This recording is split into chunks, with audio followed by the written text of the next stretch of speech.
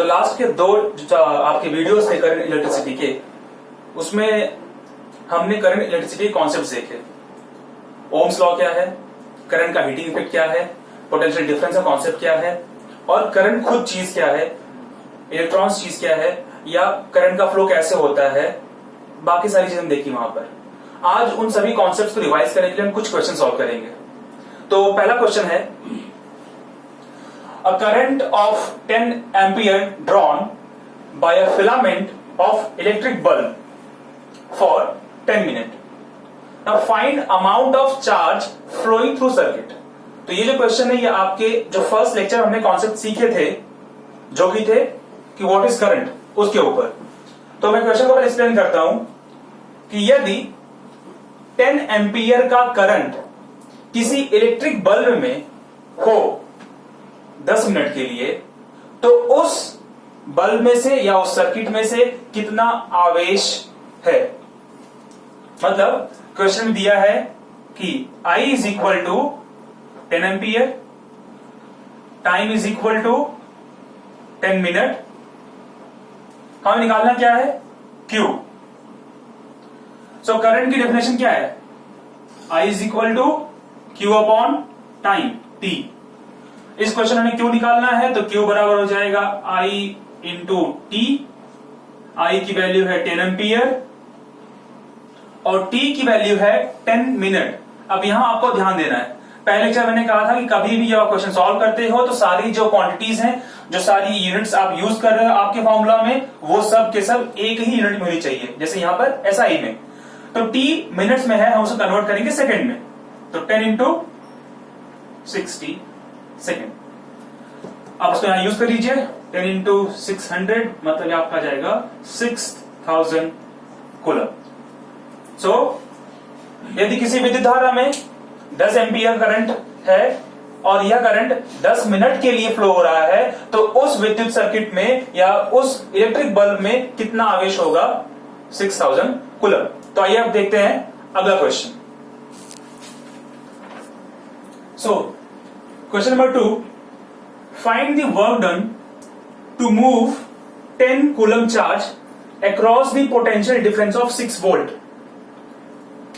अब potential difference के concept में आपको मैंने बताया था कि पोटेंशियल डिफरेंस का कॉन्सेप्ट है क्या, वहां पर वर्क डन की इंपॉर्टेंस क्या है या उसका रोल क्या है। तो क्वेश्चन दिया है कि हमें फाइंड करना है वर्क डन। क्वेश्चन को हिंदी बताता हूं, हमें पता यह करना है कि 10 कूलम के आवेश को एक जगह से दूसरी जगह ले जाने के लिए कितना काम करना पड़ेगा यदि जो विद्युत विभवांतर लगाया गया है वह 6 वोल्ट का हो। तो हमें वर्क डन यानी कि कार्य पता करना है कि 10 कूलम चार्ज द्वारा कितना कार्य किया जाएगा। क्वेश्चन दिया है कि चार्ज जो है वह है 10 कूलम और पोटेंशियल डिफरेंस पीडी यानी पोटेंशियल डिफरेंस शॉर्ट फॉर्म में लिखा है मैंने यहां पर, यानी कि जो वोल्टेज है वो है आपका 6 वोल्ट। तो आपको पोटेंशियल डिफरेंस यानी कि वोल्टेज की परिभाषा याद होगी, उसका सूत्र भी याद होगा। तो इस सूत्र में हमें V पता है, Q पता है और वर्क डन यानी कि किया गया कार्य पता करना है। तो हो जाएगा W is equal to V into Q। बहुत सिंपल हो जाएगा। तो V का मान 10 है, Q का मान 6, W is equal to V into Q है, Q का मान आपका V का मान 6 है सॉरी, और Q का मान 10 है, तो आ जाएगा यहां पर 60, बट यूनिट क्या होगी 60 जूल। कार्य की इकाई एसआई प्रणाली में एसआई यूनिट में होती है जूल। तो इस क्वेश्चन का आंसर हो गया कि 10 कूलम चार्ज द्वारा 6 वोल्ट के पोटेंशियल डिफरेंस यानी का 6 वोल्ट का विद्युत विभवांतर लगाने पर जो किया गया कार्य होगा 10 कूलम चार्ज द्वारा वो 60 जूल होगा। ठीक है, नेक्स्ट क्वेश्चन पे आते हैं। अब देखते हैं क्वेश्चन नंबर 3। तो क्वेश्चन है, how much energy is given to each coulomb of charge passing through 6 volt battery. यानी कि अगर एक विद्युत आवेश 6 वोल्ट की बैटरी से पास हो रहा है तो उस आवेश को कितनी एनर्जी मिलेगी। तो वही सेम कॉन्सेप्ट, आपको पता है कि यहां पर इस क्वेश्चन में क्या दिया गया है, जो पोटेंशियल डिफरेंस यानी विद्युत विभवांतर है वो है 6 वोल्ट का, जो आपका चार्ज है Q वो है कितना 1 कूलम, यहां पे मेंशन है ईच कूलम, प्रत्येक आवेश Q की वैल्यू 1 कूलम, और हमें पता करना है कितनी एनर्जी, हमें पता करना है एनर्जी। तो यदि अगर आप सिर्फ और सिर्फ विद्युत विभवांतर की परिभाषा को रट लेंगे, जो कि ये है कि Q विद्युत आवेश द्वारा जितना कार्य किया जाता है, जब वो पता हो तो प्रत्येक विद्युत आवेश द्वारा किया गया जो कार्य होता है वही पोटेंशियल डिफरेंस यानी कि विद्युत विभवांतर होता है, जो कि आपकी परिभाषा थी, सूत्र है V बराबर W/Q, V बराबर कार्य बटे विद्युत आवेश। हमें क्वेश्चन पूछा एनर्जी, अभी कॉन्सेप्ट 8th या 9th का है कि वर्क और एनर्जी सेम चीज है।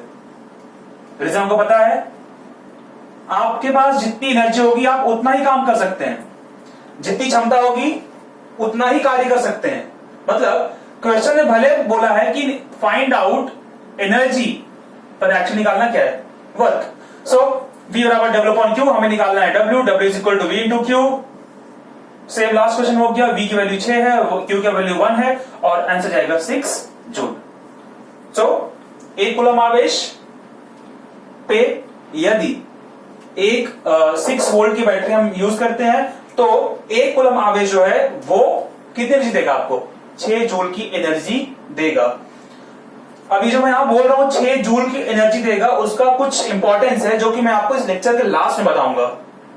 उससे पहले जहां आपका टाइम वेस्ट ना, इसलिए मैंने अगला क्वेश्चन के बगल में लिख लिया हुआ है, question number 4, calculate electrical energy. फिर देखिए कैलकुलेट इलेक्ट्रिकल एनर्जी, जब आप कोई टर्म देख रहे हो तो सबसे पहले आपको दिमाग आना चाहिए कि चीज निकालनी क्या है। तो आपको विद्युतीय ऊर्जा का मान पता करना है, कब, इन 5 मिनट्स।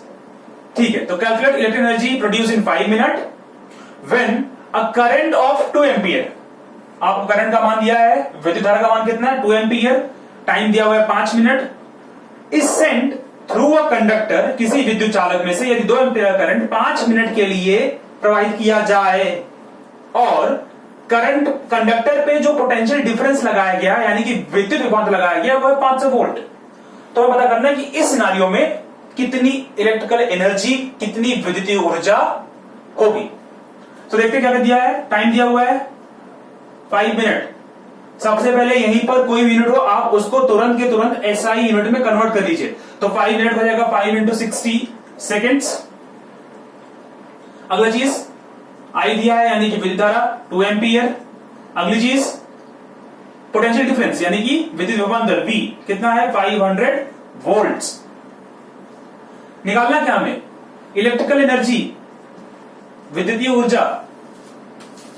अभी पिछले क्वेश्चन आपने देखा कि एनर्जी यानी ऊर्जा और वर्क सेम कॉन्सेप्ट है, मतलब हमें यहां पता क्या करना है, कितना वर्क हो रहा है। तो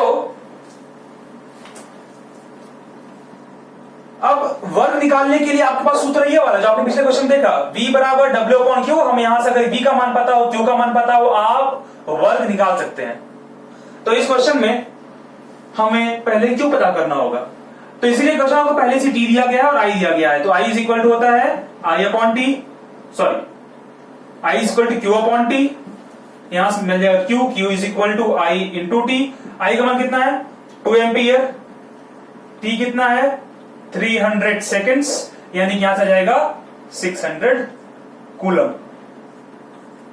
एक बार चार्ज मिल गया, जो आपने पिछले क्वेश्चन में किया कि W is equal to V into Q। V कितना है, क्वेश्चन दिया है 500 वोल्ट्स, Q कितना है 600 कूलम्स, कितना जाएगा 30 इंटू 10 पावर 4, या आपके इसको 3 इंटू 10 पावर 5 क्या जूल्स। सो बेसिकली आपका क्वेश्चन हो सकता है कि बहुत स्ट्रेट फॉरवर्ड ना हो, कुछ घुमा फिरा के दें। हो सकता है कि पहले आपको एक और चीज निकालनी है, उसके बाद आप अगली चीज निकाल पाएंगे। सो ये रहा आपका 3rd क्वेश्चन और 4th क्वेश्चन। बढ़ते हैं अगले क्वेश्चन की तरफ। उसमें ही डाल। सो अब तक जो आपने क्वेश्चन देखे वो स्टार्टिंग के दो कॉन्सेप्ट पे थे, करंट विद्युत धारा की परिभाषा के ऊपर, और अगले दो क्वेश्चन थे विद्युत विभवांतर। अब देखते हैं कुछ क्वेश्चंस ओम्स लॉ पे, ओम के नियम पे। तो पहला क्वेश्चन है, how much current will a bulb draw from a 220 volt source. Question जैसे आप पढ़ते हैं तो एक एक जब चीज आपको मिलती है तुरंत उसको आप नोट करते जाएंगे। So how much current will a bulb draw from 220 volt source if the resistance of a bulb is 1200 ओम। तो क्वेश्चन दिया क्या क्या है कि अगर 220 वोल्ट का एक सोर्स है और एक बल्ब उस सोर्स से लगाया गया है, तो वह बल्ब 220 वोल्ट के उस सोर्स से कितना करंट खींचेगी यदि उस बल्ब का जो रेजिस्टेंस है, प्रतिरोध है, 1200 ओम है। सो गिवन क्या है? गिवन है आपको वोल्टेज 220 वोल्ट्स, क्या दिया हुआ है? Resistance 1200 ohm. निकालना क्या है? करंट यानी कि I. So as per Ohm's law V is equal to I R. आपको निकालना क्या है यहां पर? I की वैल्यू, तो I बराबर V अपॉन आर। V कितना जाएगा? 220 और R कितना है आपका? 1200। सॉल्व करेंगे, जो आंसर आएगा हो जाएगा आपकी I की वैल्यू। कुछ क्वेश्चन आप भी सॉल्व करिए। नेक्स्ट क्वेश्चन, क्वेश्चन दिया हुआ है पीडी यानी पोटेंशियल डिफरेंस, विद्युत विभवांतर। विद्युत विभवांतर यानी potential difference between terminals of a electric heater. यहां पे जो एग्जांपल्स मैं ले रहा हूं उनका कुछ इंपॉर्टेंस है जो कि आपको पता चलेगा इस लेक्चर के एंड में, वो आपको मैं हिंट दूंगा। So potential difference between terminals of electric heater is 60 volt. कितना है? 60 वोल्ट, ठीक है। When it draws 4 ampere current. यदि जो आपका इलेक्ट्रिक हीटर है उसके टर्मिनल के बीच का जो विद्युत विभवांतर है 60 वोल्ट है। कब? जब वह इलेक्ट्रिक हीटर 4 एम्पियर का करंट खींचता है। क्वेश्चन यह है कि फाइंड द ड्रॉन करंट। आपको वो करंट पता करना है when the potential difference is increased to 120 volts. इसे तो इसको सॉल्व करने के लिए आपको पेन की जरूरत नहीं पड़नी चाहिए, लेकिन फिर भी क्योंकि आपको सॉल्व करना है पेपर में, तो केस 1 में क्या दिया गया आपको कि एक इलेक्ट्रिक हीटर है जिसके अक्रॉस हमने V1 वोल्टेज लगाया है जिसकी वैल्यू है 60 वोल्ट, और उस केस में जो विद्युत धारा यानी कि करंट उसमें से फ्लो हो रही है, जो ड्रॉ कर रहा है वो हीटर, वो है कितनी? 4 एम्पियर। तो केस 2 यह है कि यदि उसी इलेक्ट्रिक हीटर की जो विद्युत विभवांतर यानी पोटेंशियल डिफरेंस है वो बढ़ा के 120 वोल्ट्स कर दी जाए, तो पूछ रहा है कि वह इलेक्ट्रिक हीटर कितनी करंट, कितनी विद्युत धारा खींचेगा।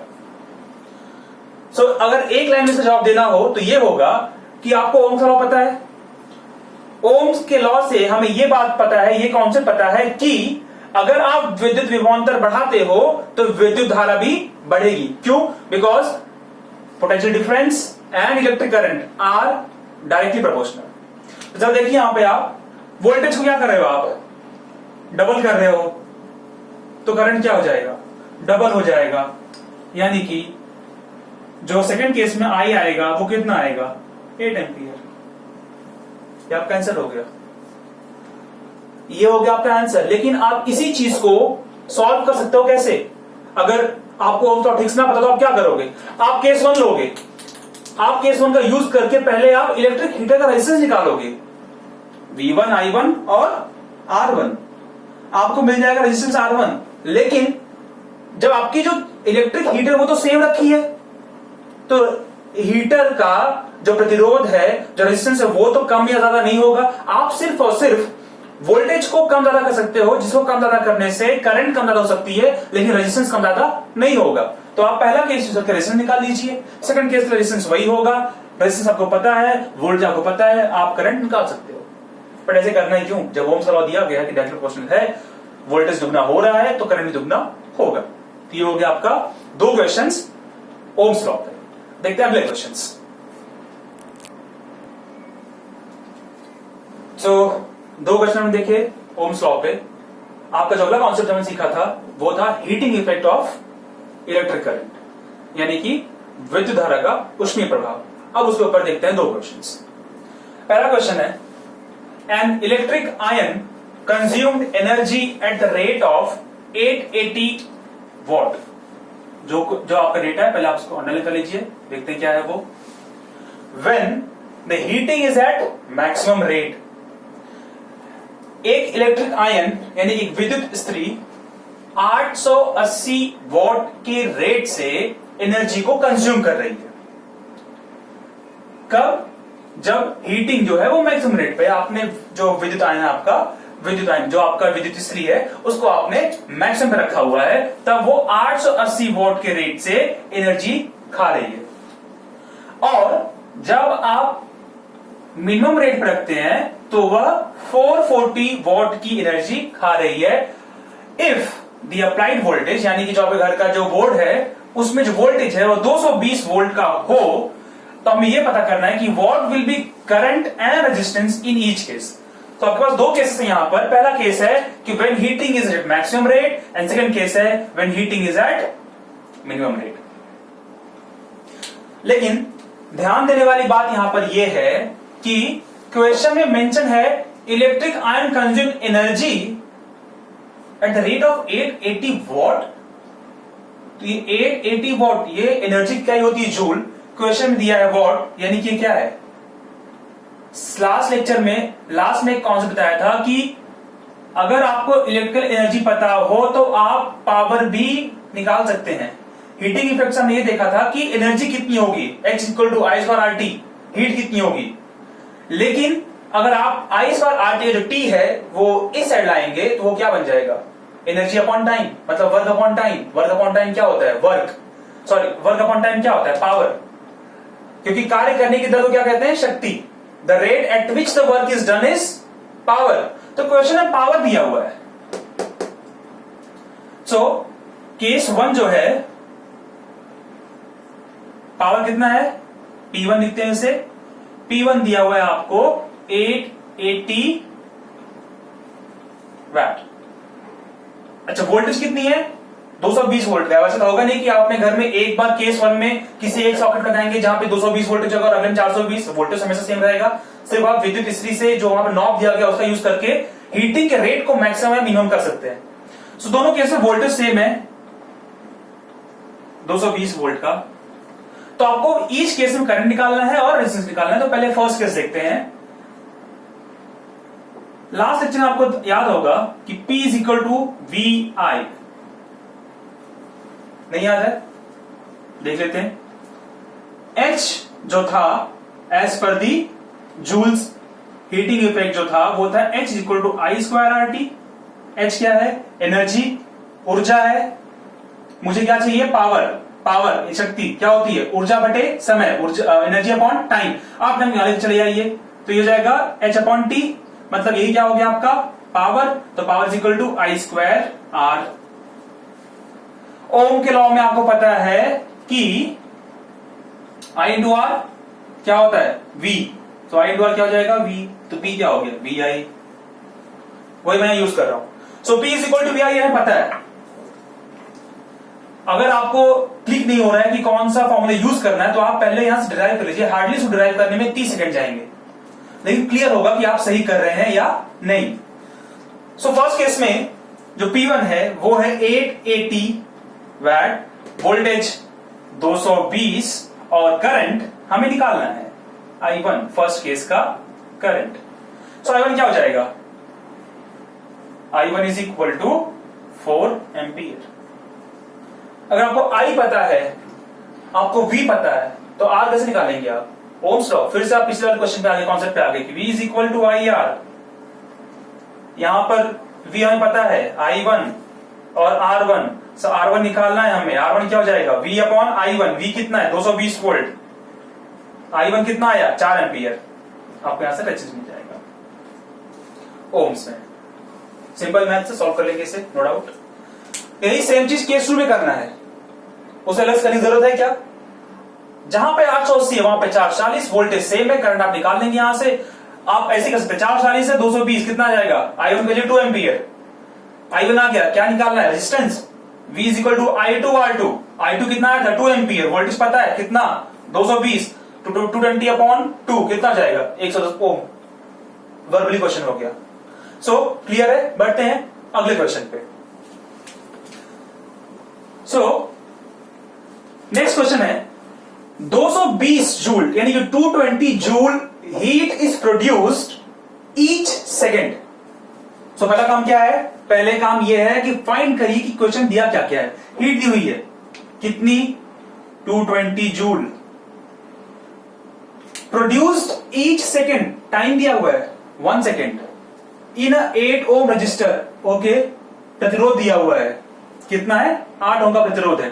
फाइंड द पोटेंशियल डिफरेंस यानी कि विद्युत विभवांतर अक्रॉस द रजिस्टर, यह हमें फाइंड करना है। सो क्वेश्चन में दिया क्या क्या है? Heat 220 joule, time 1 second, resistance का दिया हुआ है आर की वैल्यू 8 ओम, निकालना क्या है? पोटेंशियल डिफरेंस यानी कि वोल्टेज। सो जब H दिया हुआ है हमें पता है कि H क्या होता है? I square R T. तो इसमें से हमें क्या क्या पता है? हमें I पता है क्या? नहीं पता है। मतलब हम इस चीज को यहां पर यूज कर पाएंगे क्या?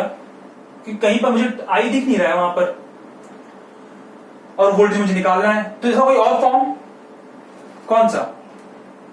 I स्क्वायर क्या हो जाएगा? I आर को रिप्लेस कर दीजिए V से, तो जाएगा V I T। अब I दिया हुआ है क्या? नहीं दिया हुआ है, तो और क्या कर सकते हैं? एक फॉर्म ये था, एक फॉर्म ये था, एक फॉर्म कुछ और भी था कि अगर अब I को रिप्लेस कर दीजिए। क्वेश्चन में I कहीं दिया नहीं है, वोल्टेज मेंशन नहीं है, सिर्फ रेजिस्टेंस दिया हुआ है। तो अगर रेजिस्टेंस दिया हुआ है, वोल्टेज दिया हुआ है, तो I निकालना पड़ेगा। लेकिन I निकालने के लिए मुझे वोल्टेज चाहिए, और वोल्टेज क्वेश्चन पूछा हुआ, मतलब आप किसी तरीके से I निकाल नहीं पाएंगे यहां पर। तो इस चीज का वो वाला फॉर्म यूज कीजिए जिसमें आइटम ना हो। तो I को रिप्लेस कर दीजिए किससे? I is equal to I बराबर V बटे R, ओम्स लॉ से। आप यहां रिप्लेस करेंगे तो क्या हो जाएगा? वो V अपॉन R, मतलब V square upon R square into R into T. ये कैंसिल हो जाएगा यहां से, तो आपको हो जाएगा H is equal to V square upon R into T. Question क्या दिया हुआ है? H दिया हुआ है, R दिया हुआ है, T दिया हुआ है, V तो निकालना है। वैल्यूज पुट करिए, आंसर लाइए। मैं वैल्यूज पुट करता हूं, आंसर आप लाओगे। H की वैल्यू क्या है? 220 जूल। V स्क्वायर, R कितना है? 8, T कितना है? 1 सेकेंड। सॉल्व कर लीजिए। V स्क्वायर इक्वल टू क्या हो जाएगा? V square is equal to 220 into 8, तो V कितना हो जाएगा? Square root of 220 into 8। Solve करने में जो आंसर आएगा वो जाएगा आपका फाइनल आंसर कि इतना विद्युत विभवांतर अप्लाई होगा उस प्रतिरोध के अक्रॉस। सो क्लियर है आपको? सो ये हो गए 2 questions, heating rate of current. So अब देखते हैं एक इंटरेस्टिंग क्वेश्चन जो कि काफी ज्यादा दिलचस्प है। लेकिन उससे पहले मैंने आपको जब भी जितने क्वेश्चन कराया उसमें कुछ मेंशन किया था कि मैंने कहा था कि हर क्वेश्चन में जो मेंशन कर रहा हूं, जैसे इलेक्ट्रिक आयन, इलेक्ट्रिक हीटर, मैंने कहा इन एग्जांपल से कुछ महत्व, कुछ इंपॉर्टेंस है, वो क्या है? तो वो इंपॉर्टेंस क्या है अगर आप थोड़ा पता कर पाए तो बहुत अच्छा होगा, क्योंकि अगले लेक्चर में हम यही देखने वाले हैं कि इलेक्ट्रिक का जो हीटिंग इफेक्ट है उसके अलग अलग एप्लीकेशंस क्या हैं और कैसे हैं। लास्ट चैप्टर से ये देखा कि इलेक्ट्रिक इफेक्ट, जो हीटिंग इफेक्ट है, वो आता कैसे है, कोई भी कंडक्टर हीट क्यों जाती है। No doubt. Okay, so interesting question मेरा आपसे ये है कि एक कूलम चार्ज के लिए, एक कूलम चार्ज के लिए कितने इलेक्ट्रॉन्स चाहिए? अब तक हम ये पढ़ रहे हैं कि विद्युत आवेश के प्रवाह की दर को, the rate of flow of electric charge is current, rate of flow of electric charge is current. Charge क्या है? कूलम। तो अगर आपसे ये पूछूं, और आपको यही मालूम पड़ चुका है कि करंट जो होता है मेनली इलेक्ट्रॉन्स की वजह से होता है, इलेक्ट्रॉन्स की वजह से भी होता है, प्रोटॉन की वजह से भी होता है, हम उस पर नहीं घुसेंगे अभी। सो मेरा मेन यहां पे कंसर्न ये है, मुझे आपसे ये जानना है कि एक कूलम चार्ज में, यानी कि एक कूलम विद्युत आवेश में कितने इलेक्ट्रॉन्स होंगे, ये क्वेश्चन। सो इस क्वेश्चन करने के लिए आपको बताता हूं मैं एक फॉर्मूला कि जो विद्युत चार्ज यानी कि विद्युत आवेश होता है, इलेक्ट्रिक चार्ज होता है, वो होता है Q बराबर N इंटू E। ये N क्या है? नंबर ऑफ इलेक्ट्रॉन्स, और ये E क्या है? एक इलेक्ट्रॉन का charge, charge of 1 electron. So basically जैसे एग्जांपल के तौर पे मेरे हाथ में ये पेन है। अब कोई भी चीज 3 बेसिक एलिमेंट से बनी हुई, 3 तत्वों से बनी हुई, इलेक्ट्रॉन, प्रोटॉन, न्यूट्रॉन, मुझे ये पता करना हो कि इसमें कितने इलेक्ट्रॉन्स हैं, या ये डस्टर है इसमें कितने इलेक्ट्रॉन्स हैं, या कोई भी चीज आपके बालों में कितने इलेक्ट्रॉन्स हैं, आपकी दिशा में कितने इलेक्ट्रॉन्स हैं, अगर ये पता करोगे कैसे करोगे? सो यदि आपको ये पता हो कि कितने इलेक्ट्रॉन्स आपके बाल, आपके टी शर्ट, आपके हाथ, आपकी अंगूठी, मोबाइल पे है, और अगर आपको एक इलेक्ट्रॉन का आवेश पता हो तो आप भी पता कर सकते हो कि कितना टोटल चार्ज है वहां पर। इसका उल्टा मैंने भी आपको बताया है कि आप मुझे ये बताइए कि एक कूलम आवेश में कितने इलेक्ट्रॉन्स होंगे। मतलब मुझे आवेश पता है कि 1 कूलम का आवेश है, मुझे क्या पता करना है? N। एक इलेक्ट्रॉन का आवेश कितना होता है ना पता हो तो याद कर लीजिए 1.6 इंटू 10 पावर -19 कूलम, ये होता है एक इलेक्ट्रॉन का चार्ज। So 1 coulomb is equal to N into 1.6 into 10 power -19 coulomb. यहां से N आ जाएगा 1/1.6 इंटू 10 पावर -19। सो इसको सॉल्व करने पर आपका जो आंसर आएगा, आप एक बार क्रॉस वेरीफाई खुद करिए और बताइए कमेंट में कि आंसर आपका यही आया है या नहीं। सो N आ रहा है 6.25, मतलब 6.25 गुणे 10 की पावर 18। मतलब सिर्फ और सिर्फ एक कूलम विद्युत आवेश के लिए आपको इतने सारे इलेक्ट्रॉन्स चाहिए। सो ये बहुत ही इंटरेस्टिंग बात थी जो शायद आपको ना पता होती, ये आपको पता है, आप किसी और को बता के थोड़ा शेखी बगा सकते हैं दूसरों के सामने। सो इसी के साथ लेक्चर हम अभी यहां पे खत्म करते हैं। अगले लेक्चर में हम देखेंगे कि हीटिंग इफेक्ट के और क्या क्या एप्लीकेशंस हैं, और अब हम आएंगे मेन 10th के सिलेबस पे। अब तक आपने सीखा वो मेनली 9th का टॉपिक था जो कि आपको समझने के लिए था, और मैं उम्मीद करता हूं कि अब तक आपको सब कुछ समझ में आया होगा। अगर ये समझ में आया होगा तो ही आगे चीजें आपको क्लियर होगी।